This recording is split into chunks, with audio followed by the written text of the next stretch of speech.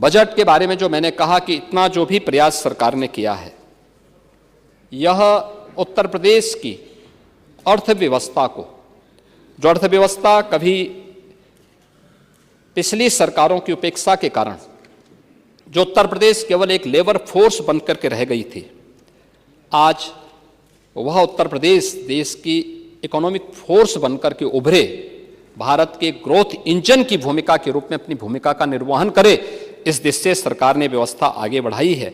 और इन्हीं सब बात को लेकर के $1 ट्रिलियन की इकोनॉमी को बनाने के लिए हम लोगों ने, इस सरकार ने आज ये व्यवस्था आगे बढ़ाई है।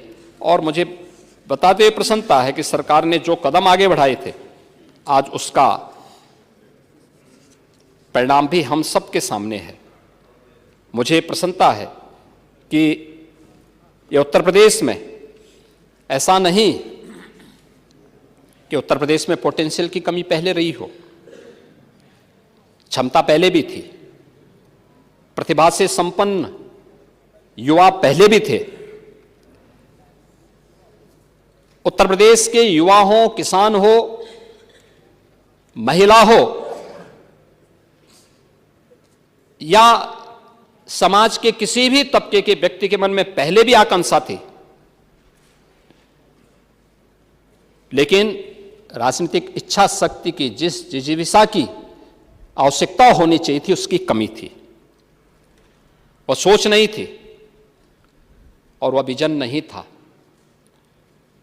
और यही कर्महीनता थी जिसके कारण उत्तर प्रदेश एक नीतिगत जड़ता का शिकार हो गया था, बीमारू राज्य हो गया था,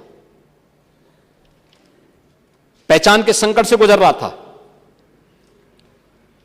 विकास तो यहां पे प्राथमिकता थी ही नहीं। वेलफेयर की स्कीम गरीब को मिले, गांव को मिले, कमजोर को मिले, वंचित को मिले, ये कहीं प्राथमिकता नहीं थी।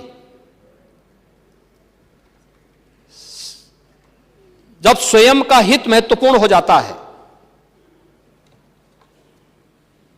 तो परमार्थ की बात नहीं हो सकती। परमार्थ की बात करने के लिए स्वयं के हित से उभरना पड़ेगा और उस स्व को ढूंढना पड़ेगा, अन्य की पीड़ा के साथ अपनी संवेदना को जोड़ना पड़ेगा। और यह हम सब ने इसी भाव के साथ इस बजट को, लगातार 9वें बजट को हम लोगों ने इस माननीय सदन के सामने प्रस्तुत किया है। और इस बजट को प्रस्तुत करते हुए मुझे ये बातें याद आ रही हैं कि वास्तव में आप लोग दुष्प्रचार खूब करिए, खूब हो हल्ला करिए, शब्दों की, मर्यादाओं की सीमाओं को भी लांघिए, लेकिन जनता जनार्दन आपको और आपके इस चीर हरण के दृश्य को भी देख रही है। आपको कभी इसके लिए माफ नहीं करने वाली है। आप लोगों ने महाकुंभ के बारे में, अयोध्या के बारे में, कोरोना प्रबंधन के बारे में, काशी विश्वनाथ मंदिर के बारे में, संभल के बारे में जो भी दुष्प्रचार किया है, उस दुष्प्रचार का जवाब प्रदेश की जनता जनार्दन दे रही है। अभी 10 उपचुनाव में दिए हैं, आने वाले समय में भी देने, हाँ दी है ना, उसी का परिणाम था ये, आने वाले समय में भी देंगे। और इसीलिए मैं आपसे केवल मैं अंत में एक बात कहना चाहूँगा, जो अटल जी की एक पंक्ति है, किंतु अपना ध्येय यात्रा में हम कभी रुके नहीं, किसी चुनौती के सम्मुख कभी झुके नहीं, कभी झुके नहीं।